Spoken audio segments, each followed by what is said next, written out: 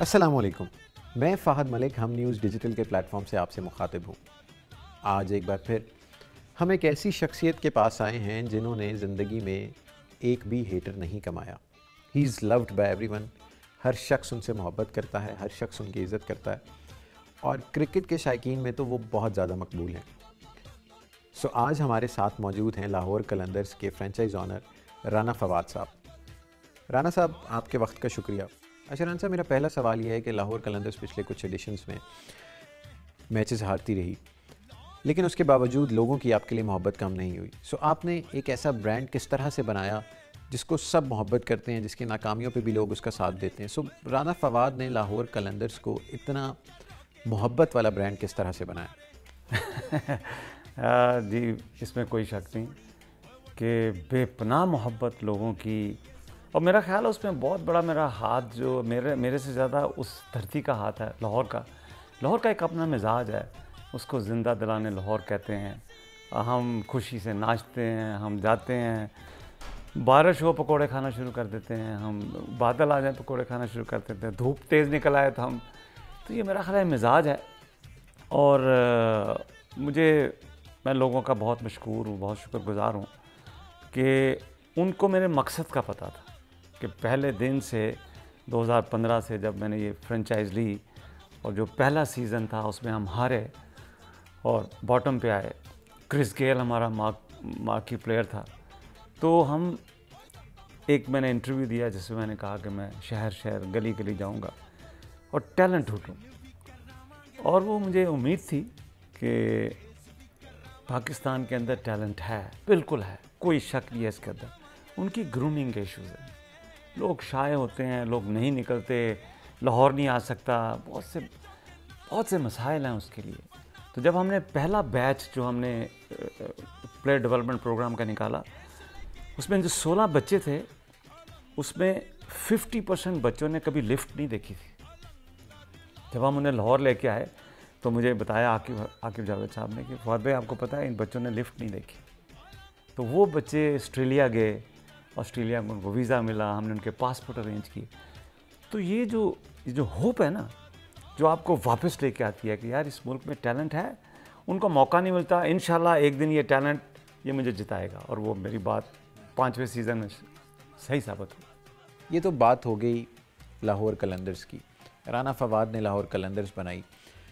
राना फवाद को किसने बनाया और राना फवाद को बनाने में किन लोगों ने किरदार अदा किया? इसका क्रेडिट कलंदर को जाता है, मेरी कलंदर।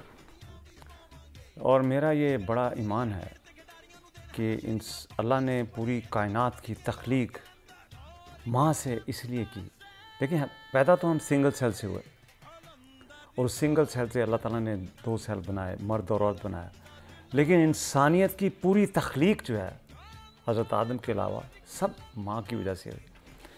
तो मेरा 22 साल मेरी दोस्ती मेरी मदर से रही। 22 ईयर्स मेरा कोई दोस्त नहीं था, मैं किसी से मिलता नहीं था।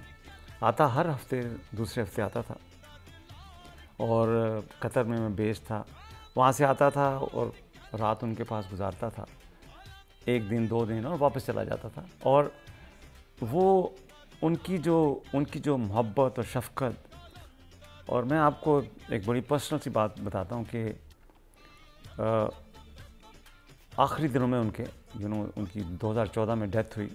अगस्त जून जुलाई का महीना था, अगस्त 17 को उनकी डेथ हुई। तो हमारी पूरी फैमिली बैठी हुई थी, सब फैमिली बैठी हुई। तो वो कहती हैं कि मुझे जान जी कहती थी, तो कहती हैं जान जी आपने बहुत मशहूर हो जाना। तो हम सारा हंसना शुरू हो गया। मैं कहा अम्मी, मैं कतर में होता हूँ, मैंने किधर मशहूर होना है। तो हमने सोचा कि शायद उनकी बीमारी ने उनके ऊपर कब्ज़ा कर लिया है, उनके लास्ट डेज़ हैं, तो शायद उनको आइसोलेशन हो रही है, उनको हेलुसिनेशन हो रही हैं। तो वो कहती जाएँ जान जी आपने मशहूर बहुत हो जाना। तो मैंने कहा अच्छा अम्मी चलें, मुझे बताएं मैंने वैसे पहली बात तो यह कि मैंने मशहूर नहीं होना।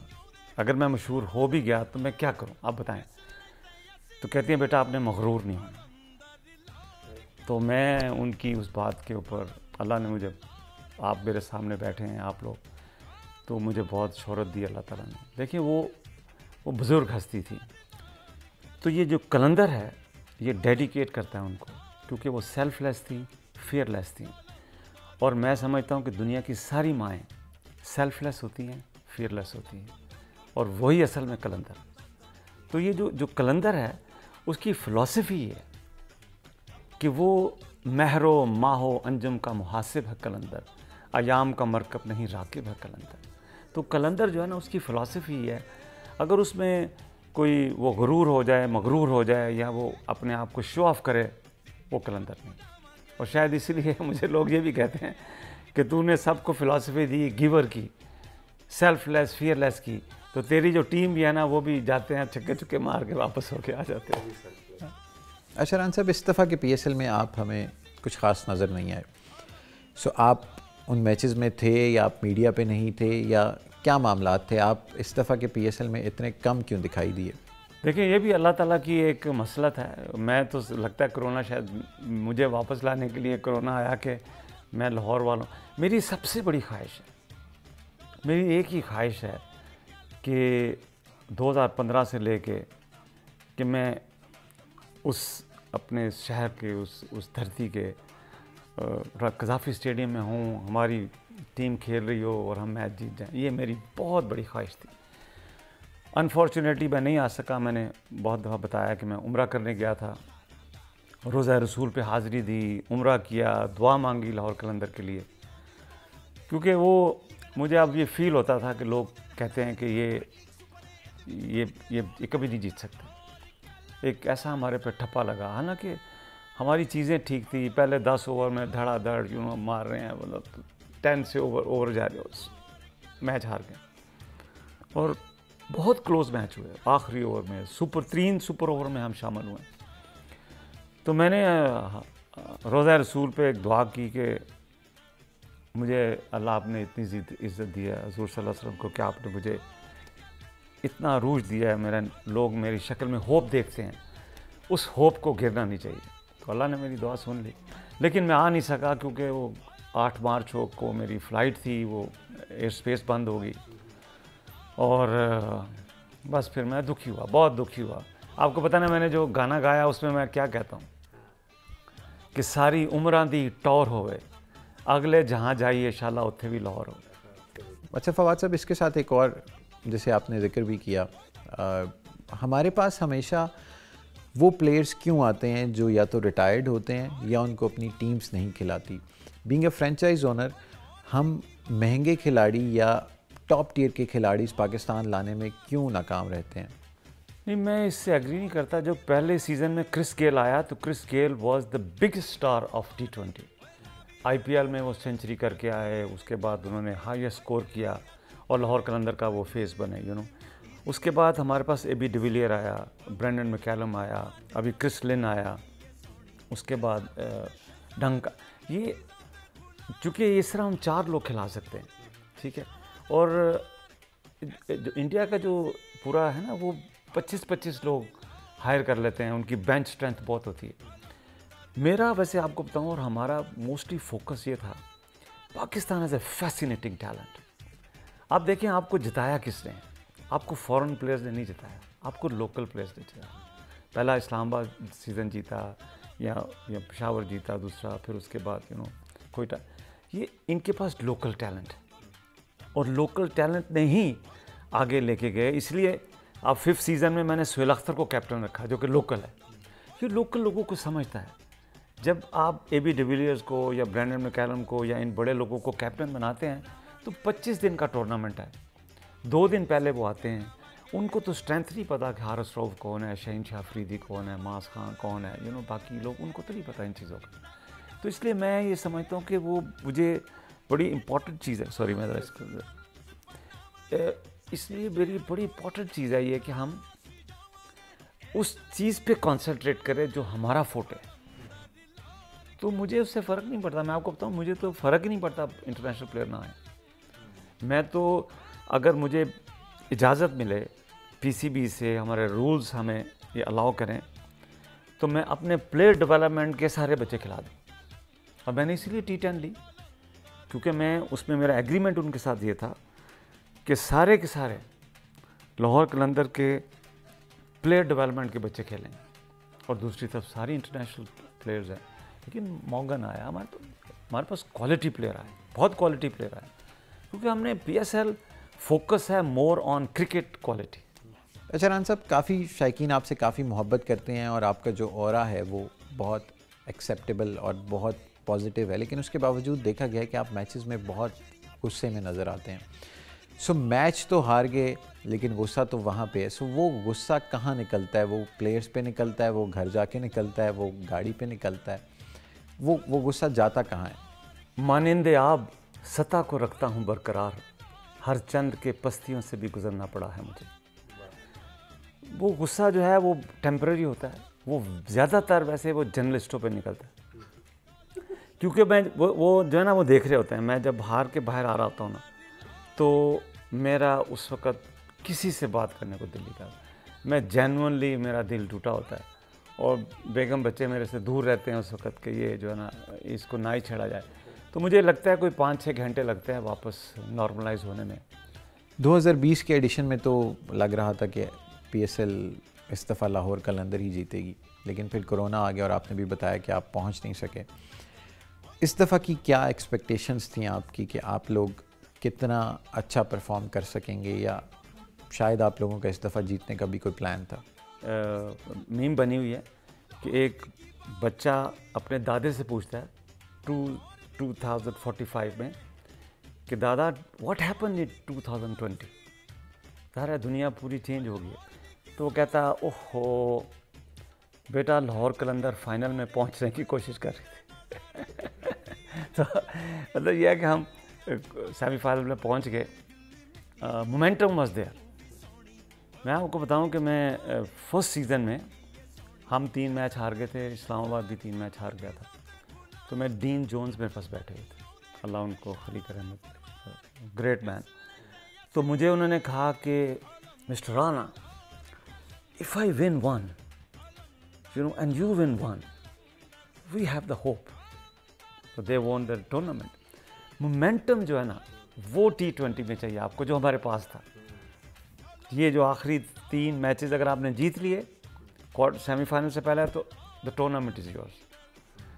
लेकिन चूँकि मैं नहीं आया था, इसलिए मेरा हाल अल्लाह को मुझे लाहौर में लाना था, देखने थे। इंशाल्लाह 15 को ज़बरदस्त खेलेंगे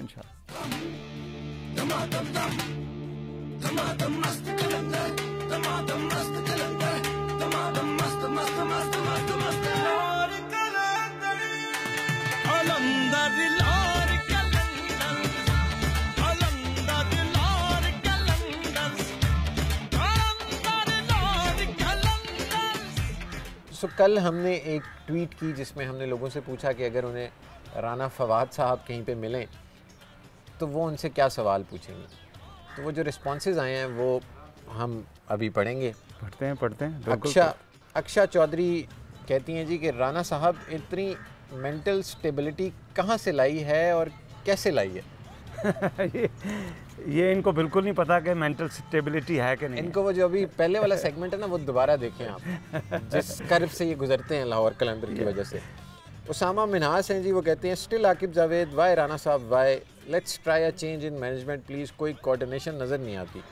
मेरा ख्याल है आकिब जावेद के ख़िलाफ़ एक जुलूस भी निकला, मुझे बताया गया कि वो लिबर्टी में बहुत से लोगों ने जुलूस भी निकाला। अच्छा। लेकिन आकिब जावेद बहुत सॉलिड कोच है, पाकिस्तान के 4th लेवल पे उन्होंने कोचिंग किया है, UAE के नेशनल कोच थे। तो अब उन्होंने प्रूव कर दिया ना, अब प्रूव कर दिया ना कि यार 5th सीज़न में इंशाल्लाह, don't worry. You think that Mohammad Hafeez can perform better as a captain? Absolutely brilliant strategist, और उन्हीं की वजह से सुहेल अख्तर को बहुत सपोर्ट मिली है कि उन्होंने, आप देखिए ग्राउंड में उन्होंने सुहेल अख्तर को बहुत गाइड किया। तारिक और रहमान साहब हैं जी, कहते हैं where did you get all that grit from? Where did you get it?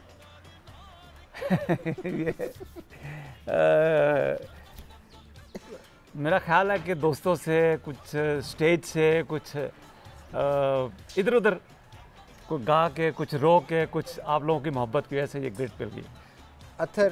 अत्तर खान साहब कह रहे हैं, I will not ask him any question but I will salute him, praise him for his dedication for Pakistani cricket. ये तो जी salute पड़ गया आपको। नहीं, मैं आपको सल्यूट करता हूँ। मैं अपनी पूरी ऑडियंस को, अपने चाहने वालों को, कि पाकिस्तान पे बिलीव करें, पाकिस्तान से मोहब्बत करें, इंशाल्लाह ये आपको रिवॉर्ड करेगा। कमल का एक और सवाल है जी, might considering a different name for Lahore Qalandar, seems like this name isn't suiting the team. ये सवाल ही गलत है, हमें पता तो लग गया कि कलंदर के पीछे क्या थी, फिलॉसफी क्या है, अम्मा की लॉजिक थी, ये सवाल ही गलत। जब आपको पता लगेगा आप भी इंजॉय करेंगे। तैयब कहते हैं जी, शाहिद अफरीदी को PSL 6 में लाहौर कलंदर में शामिल कर लें ताकि वो अंडे पे आउट हो जाए। Most welcome. शायद भाई बिल्कुल ये मेरा मकसद नहीं है, ये मेरा ओपिनियन है शायद भाई, मैं माफ़ी चाहता हूँ। आप you are the biggest celebrity शायद भाई। हैरी कहते हैं जी, सवाल तो नहीं, एक पैगाम देना चाहूँगा, जैसे भी हालात रहेंगे राना तेरे साथ रहेंगे। वो कहते हैं कि वो जब मैं ग्राउंड में जाता हूँ ना तो पीछे से आवाज़ें आ रही होती हैं, राना तेरे जानसार बेशुमार बेशुमार। एक और है जी, यू डिबंक्ड नाम का हैंडल है भाई, नाम तो ट्विटर पे सही रखा करो, ये क्या नाम रखे मैं? You debunked. ठीक। खुदा का वास्ता जितोगे कदों। ये कश्मीर की आज़ादी तक के सवाल का जवाब मुश्किल है, लेकिन राना साहब बताएंगे।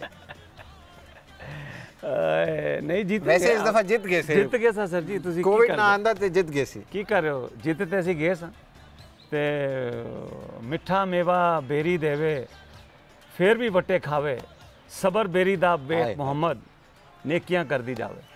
टेंशन ना लें। अच्छा जी, अगले हैं जी वलीद फरमाते हैं, not to tell him, just thank him for the amazing services he gave to Pakistani nation and how much Pakistanis love him as a nation and his smile. ये मैटर कैसे लगा है मुझे, लेकिन अब तारीफ है तो वलीद तो thank you sir, thank you very much. अब ये अच्छा, ये अगला देखें जी, बिलो है और बिलो ने फ़ोटो लगाई हुई है फ्रॉक की। बिलो कहती है बाकी 4 टीमां भी तुसी खरीद लो, पैसे हैं। What a great idea, what a great idea. आपस ही खेडांगे, आपो विच वंडियां ते आपो विच खाई जाओ, उत्तों खाई जाओ तो विचों रोला पाई जाओ।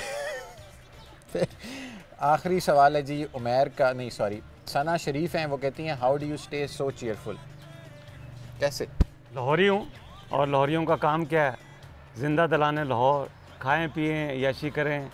आपको पता है हमें अगर लाहौर में सैलाब भी आ जाए ना तो हम वहाँ पे जाके देखते हैं रावी में पानी कितना आया। अच्छा, इसके बाद नहीं, हमें कुछ लोगों ने कुछ मीम्स भी भेजी और उन्होंने कहा जी कि ये राना साहब को दिखाएं। ये हाँ जी, ये मीम ये देखें जी, आपके पास साथ आ भी रही है। जी। The one and only reason why Pakistani man are the third sexiest man in the world. और फोटो है जी राना फवाद साहब की। Thank you, love you. फिर अगले में कहते हैं जी, ये सर्फ एक्सल का बच्चा है, ये कहता है आज हारे हैं तो कल जीत भी सकते हैं। राना जवाद साहब कहते हैं, राना फवाद साहब कहते हैं, नहीं बेटा हम कभी नहीं जीत सकते। नहीं जीतेंगे बिल्कुल, एब्सोल्युटली, कोई ये मेरा बिलीफ है। अच्छा जी, उसके बाद शाकिर खान कह रहे हैं कि राना फवाद साहब से कहें कि वो गाना गुनगुना दें। ओह, वो गाना जो मैंने लिखा है तो PSL के हमारे सीज़न के पहला सॉन्ग जो है वो जो इसरार ने, वो भी मैंने लिखा था। दूसरा जो है वो लाहौर को डेडिकेट है और उसका जो पहला पोर्शन है वो तो मैंने बहुत दफ़ा गाया। इसका मैं आपको दूसरा पोर्शन सुनाता हूँ जो कभी नहीं गाया। अच्छा ठीक, उसका शुरू मैं यहाँ से करता हूँ। सारी उम्रां दी टौर होवे, सारी उम्रां दी टौर होवे, अगले जहान जाइए शाला उथे भी लाहौर होवे। मड़ियाँ चर्च मसीतां मंदिर, सांझ प्रीतां सच समंदर। सुना है? नहीं ये नहीं सुना। मड़ियाँ चर्च मसीतां मंदिर, सांझ प्रीतां सच समंदर, 12 बूए खुले जंदर, लंघ जाओ अपनी मस्ती अंदर।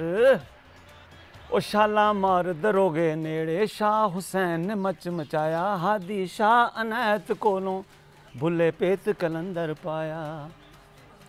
किले हजूरी बागी बइये, शाही मसीते सजदे पइए मियाँ मीर सलामी दइए शाह जमालो मस्ती लइए दम दम दम दम हर दम जीवे लाहौर कलंदर मस्त दम दम दम दम जीवे दम दम दम दम दम दम जीवे लाहौर कलंदर मस्त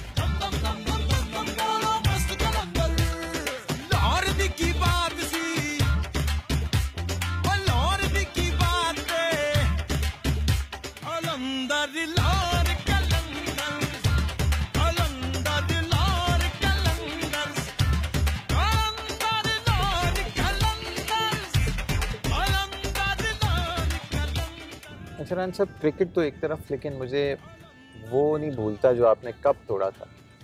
तो क्या आप असल ज़िंदगी में भी इतने वसीले हैं, या जिस तरह से आप नज़र आते हैं वैसे ही मासूम और नरम मिजाज? मैं बहुत ऑप्टिमिस्टिक हूँ। मैं बहुत ही ऑप्टिमिस्टिक हूँ। अगर फ़र्ज़ कर रहे हैं कि पाकिस्तान को 15 रन चाहिए और आखिरी 3 ओवर हैं और लास्ट प्लेयर खेल रहा, तो मैं फिर भी सोचता हूँ कि हम जीत जाएंगे। तो इस तरह की जो कैफियत के लोग होते हैं, उनकी जो गुस्सा आता है वो बहुत टेम्परेरीली आता है। मुझे बहुत शॉर्ट टेम्पर्ड हूँ, बट लेकिन बहुत थोड़े अरसे के लिए।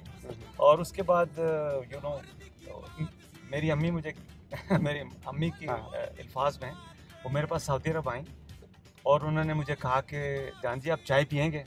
तो मैंने कहा कि अम्मी नहीं, मैंने चाय नहीं पीता, मैं छोड़ दिया चाय। तो उसके बाद उन्होंने एक स्टेटमेंट दी वापस आके कि जान ने चाय भी छट दी थी और ओदा गुस्सा भी मर गया। तो मेरा ख्याल है शादी के बाद सबका गुस्सा मर जाता। अच्छा, आपने if I am not wrong आपने एक्टिंग भी की, कुछ स्टेज की तरफ भी आपका रुझान रहा। क्रिकेट तो पाकिस्तान में हमेशा से क्राइसिस में है और फिल्म इंडस्ट्री के भी हालात कोई सही नहीं है। तो क्या मैं आने वाले टाइम में राना फवाद को एज अ फिल्म प्रोड्यूसर या कोई प्रोडक्शन हाउस का ऑनर देख सकता हूँ या नहीं? मुश्किल है, इसलिए कि मेरे जो कतर के जो बिजनेसेस हैं और जो मिडल ईस्ट के अंदर और यूएस में जो मेरे बिजनेसेस हैं, वो इस वक्त कोविड की वजह से अब इसलिए मुझे उस पर ज़्यादा मेहनत करनी पड़ रही है। और मेरा मकसद जो है कि मैं लोगों को होप देना चाहता हूँ। मैं कुछ एजुकेशन में काम कर रहा हूँ। मैं इंशाल्लाह बहुत जल्दी अनाउंस करूँगा कि जो हमारी यंग जनरेशन है ना, उसको होप देने के लिए उनको एजुकेशन जो है ना वो बिगेस्ट टूल है, वो एम्पावरमेंट है, वो जो चाहिए। और मैं उन्हीं के लिए काम करना चाहता हूँ, यंग जनरेशन के लिए काम करना चाहता हूँ। ये भी चाहता हूँ कि पाकिस्तान की फिल्म इंडस्ट्री बढ़े, टेलीविजन इंडस्ट्री बढ़े, इंटरटेनमेंट इंडस्ट्री बढ़े और उसके साथ स्पोर्ट्स इंडस्ट्री बढ़े। तो इंशाल्लाह ताला उम्मीद तो मुझे है कि मैं कुछ ना कुछ करता रहूँगा। तो कभी कोई फिल्म भी नहीं बनाएंगे आप? कोई पता नहीं, अगर कोई ऐसा मुझे टॉपिक मिला जो कि मोटिवेशनल होगा और लोगों को मैं एक होप दे सकूंगा, तो मैं हर काम करने को तैयार हूँ जिसमें होप। अगर आपको फिल्म बनानी पड़ ही गई तो उसमें मरकजी किरदार किस किस का होगा? मैं खुद नहीं होगा। ये बात करता हूँ मैं कि मैंने एक फिल्म लिखी थी वैसे, और उसका एक बड़ा फेमस उसका सॉन्ग भी है जो कि मेहदी हसन साहब ने गाया और उस्ताद रईस खान ने उसको कंपोज किया। मैं ख्याल हूँ किसी और का, मुझे सोचता कोई और। ये वो गाना था जो मैंने मेरी फिल्म के लिए लिखा। वो फिल्म कभी बनी नहीं और इंशाल्लाह देखते हैं क्या होता है आगे चल के। देखते हैं।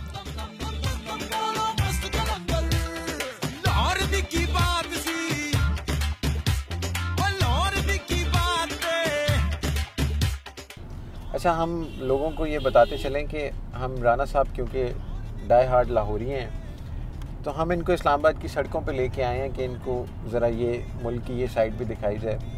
राना साहब, इस सवाल का जवाब मुझे पता है, लेकिन फिर भी मैं आपसे पूछूंगा कि if you had to pick between Islamabad and Lahore, what would be your choice?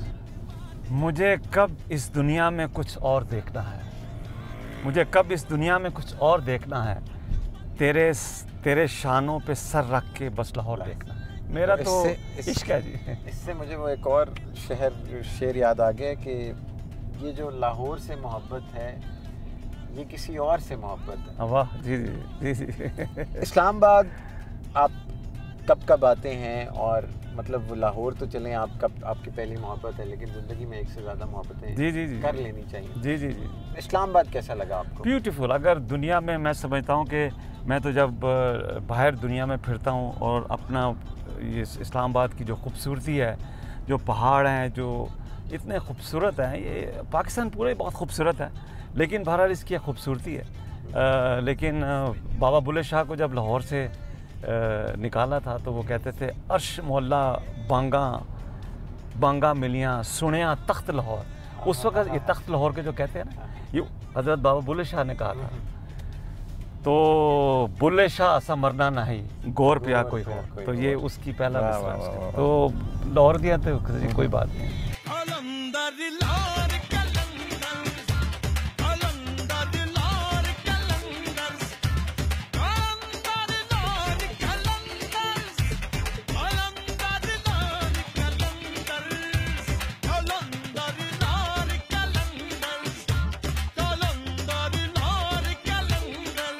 तो नाजरीन, हमने आपकी मुलाकात कराई लाहौर कलंदर्स के फ्रेंचाइज ओनर राना फवाद साहब से। राना साहब और इन जैसे बहुत से पाकिस्तानीज़ अपनी अपनी कैपेसिटी में पाकिस्तान और पाकिस्तानियों की खिदमत करने की कोशिश कर रहे हैं। अगर ऐसे ही किसी पाकिस्तानी को आप जानते हैं और आप चाहते हैं कि हम न्यूज़ डिजिटल के प्लेटफॉर्म से आपसे उनकी मुलाकात कराएं, तो हमें नीचे दिए गए ईमेल एड्रेस पे मेल कीजिए, हमारी टीम आपसे रब्ता करेगी।